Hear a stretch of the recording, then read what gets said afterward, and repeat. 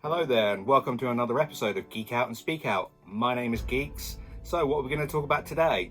Well, today marks the first time I've been to the cinema in quite some time. And what pray did you go and see? I hear nobody say. Well, actually, I went to see Dune Part 2. So these are just a few thoughts on what I thought of the film. So just to put my thoughts in some kind of context, before I talk about Dune Part 2, I'm just going to talk a few minutes about Dune Part 1. Now obviously this came out a couple of years ago, and I confess I wasn't a huge Dune fan. I didn't really know the source material much, the books or the film. You know, it's got about 3 or 4 different versions of the film, any version of the original film. So I didn't really have much of a clue what I was getting myself into. And I just went to the cinema to watch the original, and you know I was a fan of Denis Villeneuve after watching Blade Runner 2049. I thought that was a magnificent film. I think I've done a video on my channel about that somewhere down in the archives. Watch it. So I went and watched Dune, and like I said, I didn't really have much of a clue what was going on. So I went in there with a completely clean slate. And I found the film very heavy, very, how can I describe it? Very internal, very plodding, very deep stories and plots and mythologies and stuff. Things I didn't really have any knowledge of whatsoever. So I didn't really get it, I think. What I will say about the original was it looked magnificent, and that was never in dispute. Denis Villeneuve, I can't say it without saying Villeneuve. He can put a movie together, and it looks fantastic. There wasn't a huge amount of action in the original, in the first one, and when it did happen, it was pretty good. You know, it had some star power in it as well. Jason Momoa was in it. It had Oscar Isaacs. Josh Brolin, and more of an ensemble cast. So it was good, but again I didn't really get it.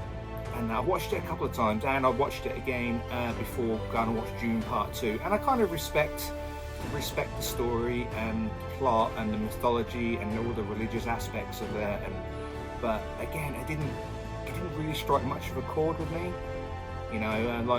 I'm a bit of a sci-fi geek, as you can probably see from my backdrop, and I think I've just been maybe a little bit sullied and a bit tainted, a bit jaded by some mainstream sci-fi.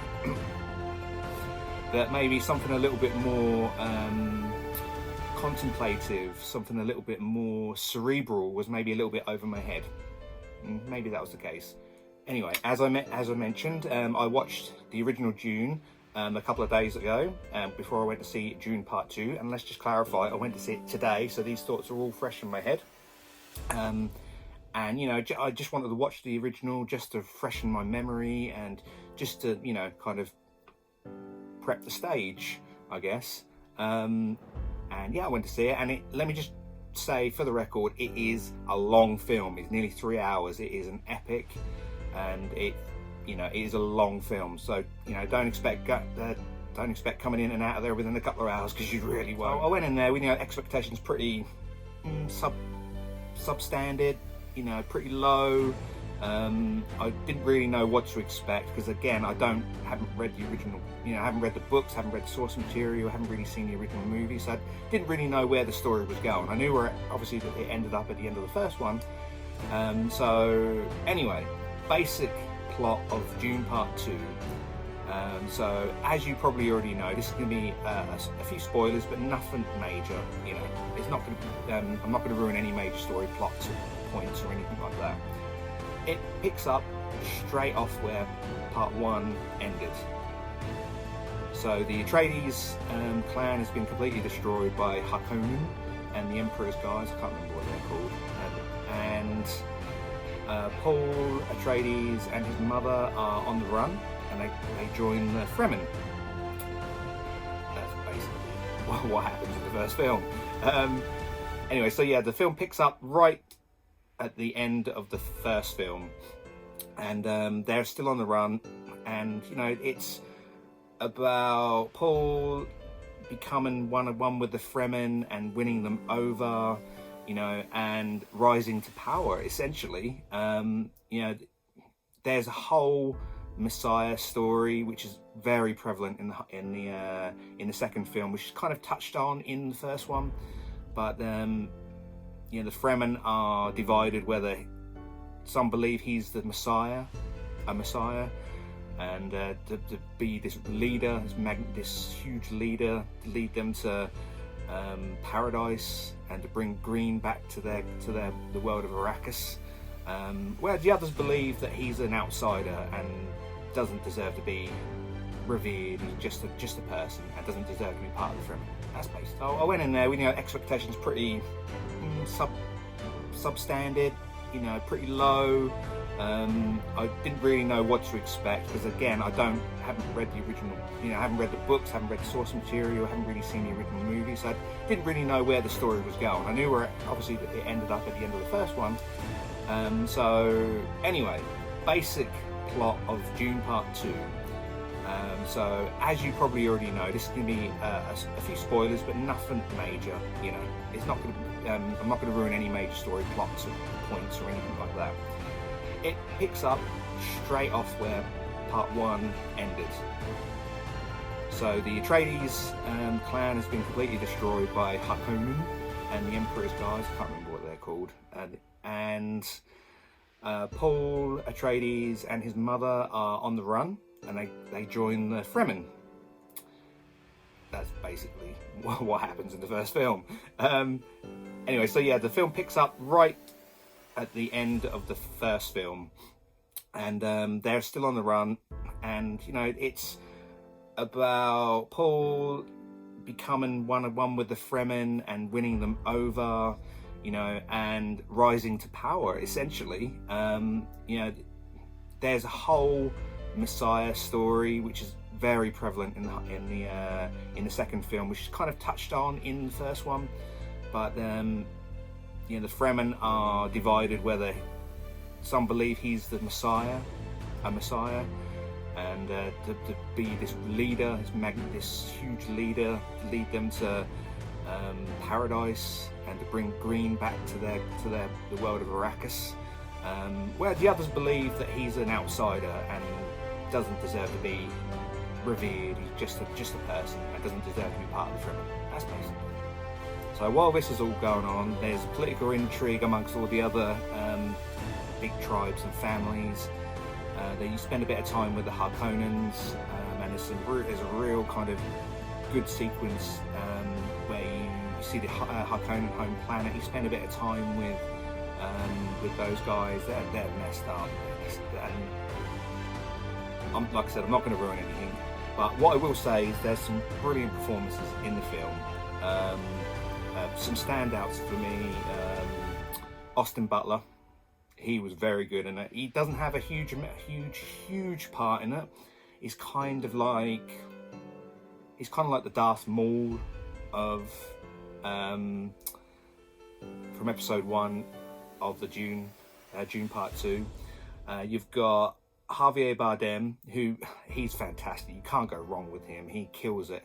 And he actually has. There is a little bit of humour in this film. That's one thing I will say. There's a teeny tiny little bit of humour in this film, and that was something that was quite lacking in the first. I like a little bit of humour and a little bit of levity, and that's what I was saying about the first one. When it felt thick, it was very emotional and very raw, and there was very little levity. Whereas there was a little bit more in Part 2. That's what I will say. And a lot of it for me was because of Javier Bardem, and he was absolutely fantastic as Soligar. And oh yes, Javier Bardem was fantastic. Josh Brolin is always good. And the one that surprised me actually was Timothée Chalamet. Now, I've been guilty in the past of maybe misjudging actors. In the first Dune movie, I thought, oh, he's just another pretty boy, another pretty actor. He's going to be silver spoon in his mouth, couldn't act to save his life, blah blah blah. actually in recent history has proven me wrong. As a sidebar, a couple of weeks ago I did see Timothée Chalamet in Wonka, and I was pleasantly surprised by his performance of Willy Wonka and that. So I started turning a bit of a corner as far as Timothée Chalamet was concerned, and then I saw him in Dune Part 2 and he was amazing.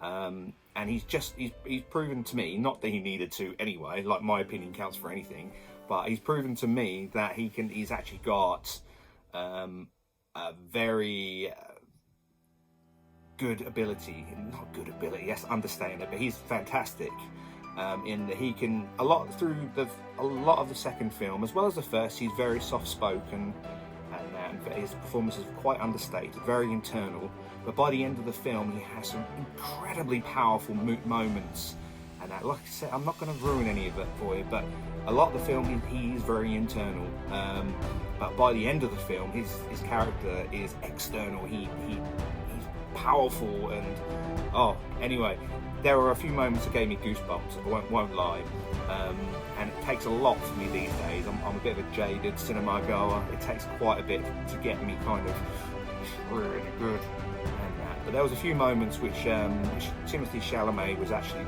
absolutely fantastic, and I've completely turned the corner on him now. I will admit I was wrong initially. I just hope he can carry on the way he's going, because I think he might be, the next kind of like Brad Pitt or something like that. He's just, he may be a good looking chap, let's say, but he can do it. He's got it all. He does all the physical stuff, and he can act his socks off. So good on him. Who else? Who else was good? Austin Butler. Now, I haven't really seen much of Austin Butler. I didn't watch the Elvis film because it just doesn't interest me. I saw my first real exposure to him was watching the series Masters of Air, World War II drama from the makers of Band of Brothers, and he's in that. And yeah, I thought he was pretty good. In that, and that he has proven in Dune Part 2 he is just a badass, complete nut job, psycho, and obviously he plays, the primary antagonist through the latter half of the film, and he's just so sinister, so unpredictable as Fade, and yeah, his performance, he was a good villain. And that's something I think that the first film lacked a little bit as well, is to give the villain a really good face, someone that could be in front of the camera that can actually get stuck in. I mean, you had Dave Bautista in the first one, but he wasn't really in it much. The first film was mainly about the Atreides family, whereas the second film, it is about the Atreides clan. There was much more focus on the Harkonnens and the Empire, all these other players within the game. And Austin Butler was a good face for a good villain. He wasn't particularly fleshed out. You kind of got the impression there's more to him than he's done. They teased it in a little bit of dialogue saying he's a really rough upbringing, as you can imagine, to create a psycho like Fade. Whenever he was on camera, whenever he was on the screen, you just did not know what he was going to do. It was very unpredictable. And like I said, a really, really good villain. One of the things I liked about Denis Villeneuve, one of the things I love about his film, and I alluded to it earlier on, is just how they look. There are some moments, I mean, you get it in the first one, but particularly in this one, the scope of the film just opens up. It's much more of an epic film, and sometimes you look at the compositions of colour and shadow and everything in the frame of the shot, and you think you're looking at like a live action painting. It is so well put together. The colour palette is just unreal.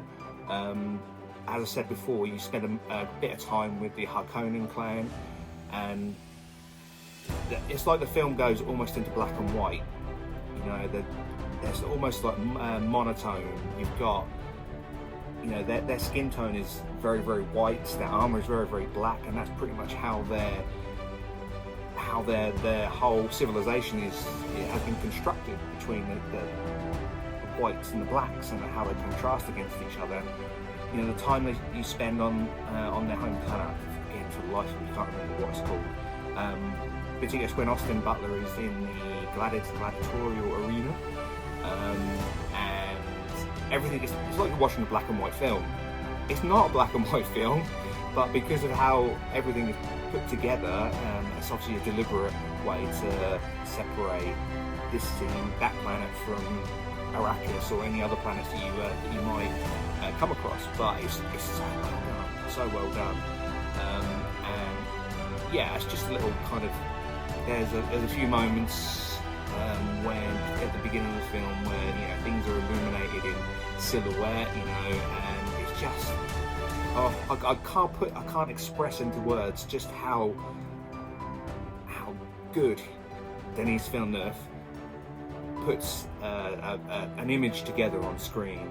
It's out of this world, literally, and you know, I'm a big fan of his work and how his films look, but he's done something really special with this film, definitely. You know, the film is rated a certificate of 12, so you know, it is violent. There are, you know, people getting stabbed and, you know, quite a few throats getting cut actually, but you don't really see the blood, the gore, of course you don't, but you know, there's big battle scenes, there's bombastic action in it, although it's not over the top.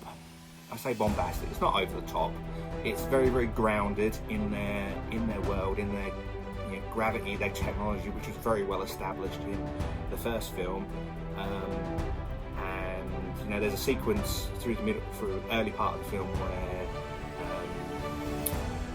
Paul Atreides and the Fremen are doing guerrilla warfare on the Harkonnens as they're trying to mine all the spice, harvest the spice.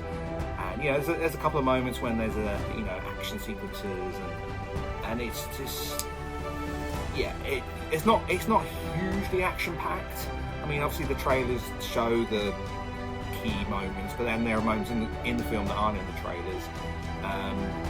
But there's enough in it to keep fans of that kind of movie into it, if you know what I mean. So, but when the action does happen, it's pretty big and normally pretty violent. Again, like I said, you don't see any blood, you don't see any gore, no body parts, no limbs being blown off or anything like that. But yeah, the violence, while it's there, it's quite understated. So that's probably a good thing, you know, because they want to appeal to a younger audience, or a wider audience, I should say. So yeah, the action's good.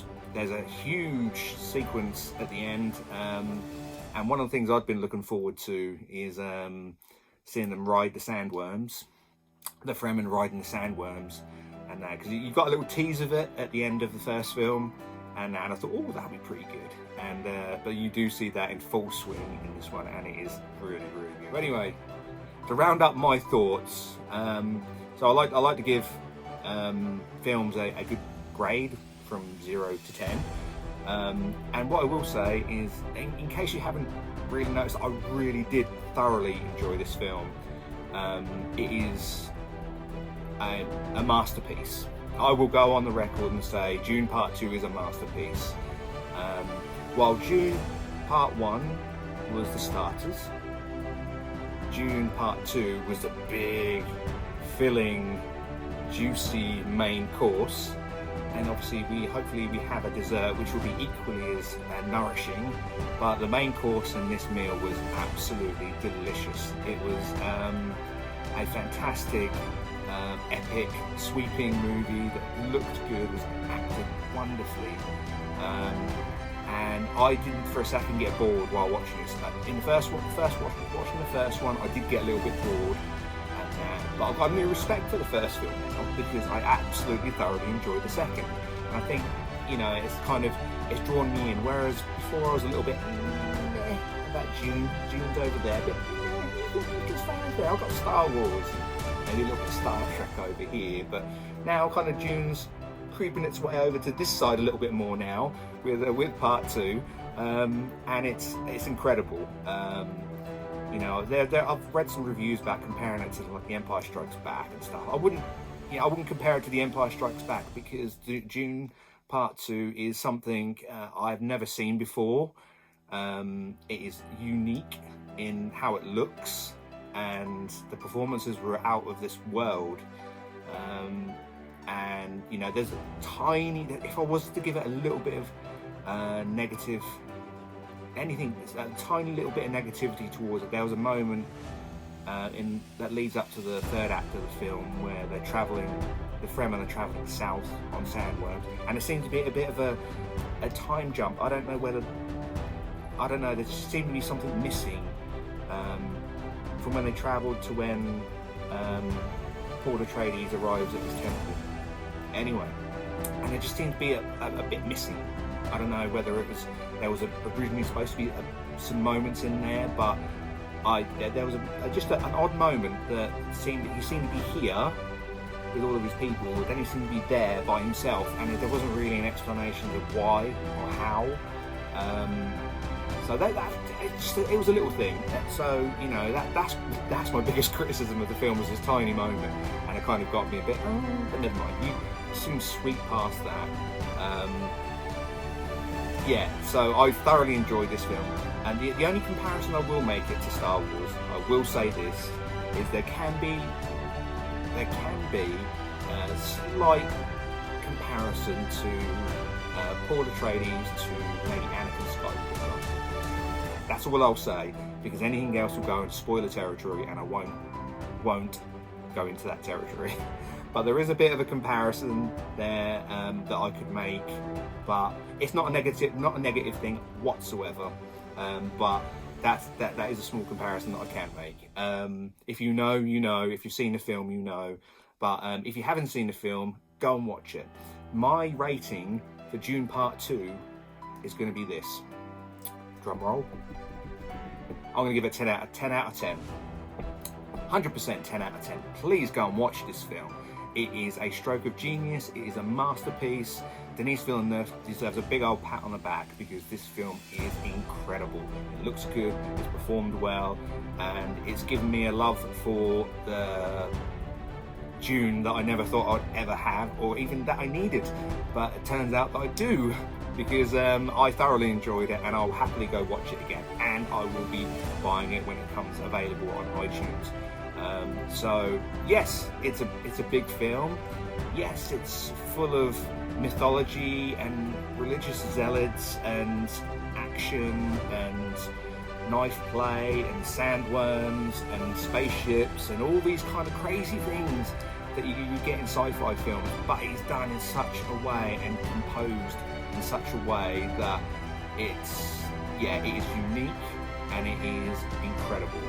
So yes, that's my thoughts on Dune Part 2. You may be able to gather that I quite liked it. Anyway, there we go. I'm going to stop dribbling about this film now. I hope my thoughts are kind of swaying your thoughts on whether to go and watch it or not. What I will say is, obviously, watch the first one first, because the second one will probably make no sense whatsoever. But watch the first one, go watch the second one, 100% if you enjoyed the first one. And I kind of liken it to, Dune Part 1 was you're looking through a keyhole into a big wide open world. But Dune Part 2, the door is kicked open and the scope just opens out in front of you. So please go and watch it, because it is worth your time. And yeah, I can't wait for that juicy dessert of Dune Part 3, because it's going to be awesome. Anyway, that's enough from me. Thank you for watching. My name is Geeks, and I'll see you next time. Bye.